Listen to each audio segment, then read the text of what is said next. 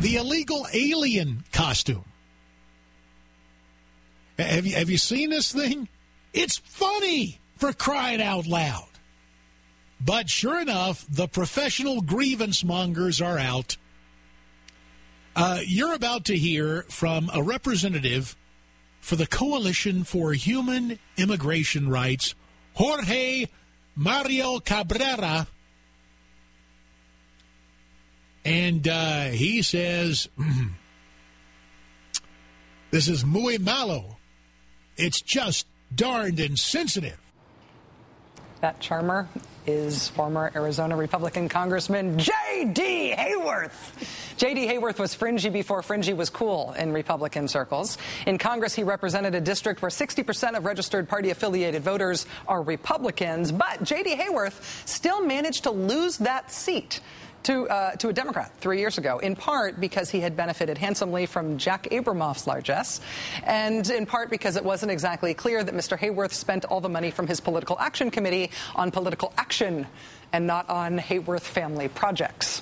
Despite that baggage, in a potential Republican primary for U.S. Senate, J.D. Hayworth is polling within 2 points of incumbent Senator John McCain in Arizona. Yes, that John McCain, and yes, that J.D. Hayworth. J.D. Hayworth and Minutemen co-founder Chris Simcox are both reportedly considering challenging John McCain in the Republican primary. They're trying to scusa him. And I don't mean to imply that there's a correlation here, but Senator John McCain has also abandoned his previous support for the cap-and-trade climate change legislation.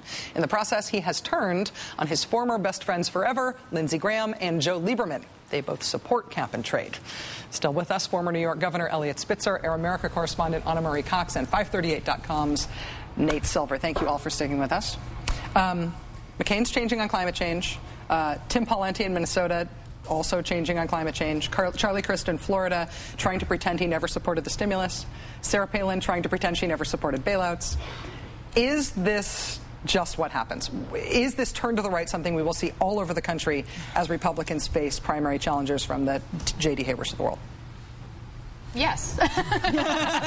Moving on to next topic. Well, okay, I mean, we honestly can. I mean, you know John McCain well. Yeah. Did he not mean it the first time around on climate change? I think that what he means now is that I think that his people are worried about a threat from the right, whether it's J.D. Hayworth or someone else that we don't know. I actually personally doubt it's going to be J.D. Hayworth. I don't think that you get voted out of a Republican district over an Abramoff scandal and then run for Senate. That just doesn't seem like something that's going to happen. I don't know. Who knows? Who knows? And McCain is no scusa fava. I mean that in the very best way possible. I think there's no other way you can mean that, actually.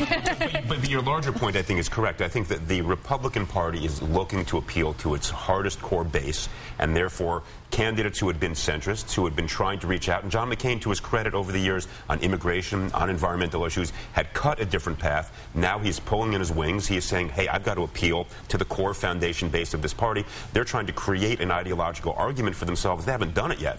But that is what they're scraping around for. And until they do, they will wander aimlessly, doing things that we look at as kind of crazy and reckless, but that's what it will look like. And it looks like, this seems like, of course they're doing that, but also I'm not sure, and maybe Nate can speak to this, if it's necessarily the smart thing to do. I mean, it's the instinctive thing to do, to go and collect your Tea Party, donations and whatnot, but I'm not sure if it actually is politically smart. You can ask. Well, the overlap between Republican and conservative is now almost 100%, where you only have a quarter of the country saying, hey, I'm a Republican.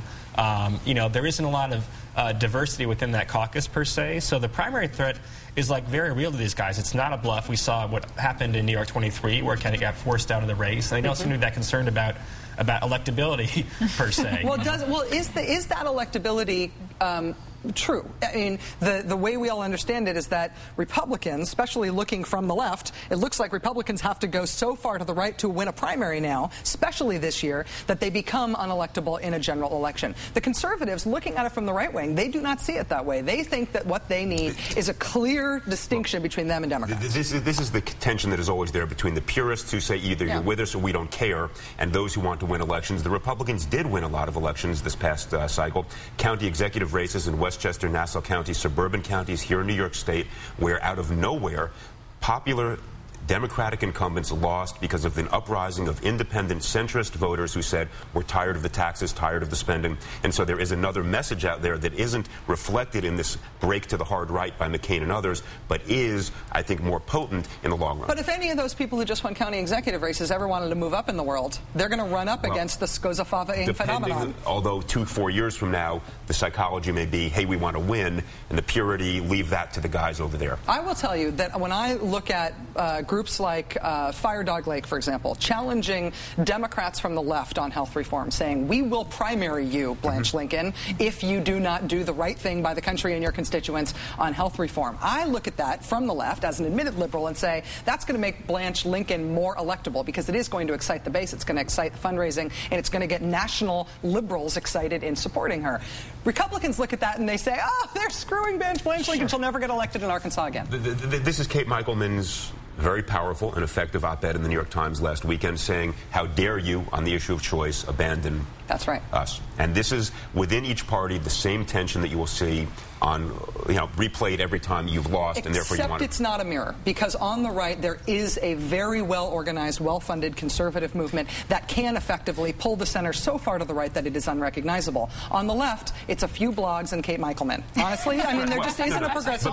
It's also a bigger tent, though, right, where you have different constituents within the left, and you have to make sure that everyone feels like they're getting their kind of fair share of the cake. It's a different equation, a different calculus, I would think, than you have on the right, where because they're so small, they have lots of solidarity. That's the advantage to losing all the independents over the last four years. I'm with you and everything, except they're not so small. Don't get too comfortable in believing they're so small. They're not so small. They ran the country for 20 years. Well, they're not small if Democrats don't turn out in 2010, right? Then you might have a candidate who excites the base. That if they're the only people that turn out, then sure, you can nominate a Hayworth and he'll probably win. So Democrats have to find a way to get their base turning out, too. And they won't do that by being centrists either. Yeah. Interesting stuff. All right, hold on, you guys.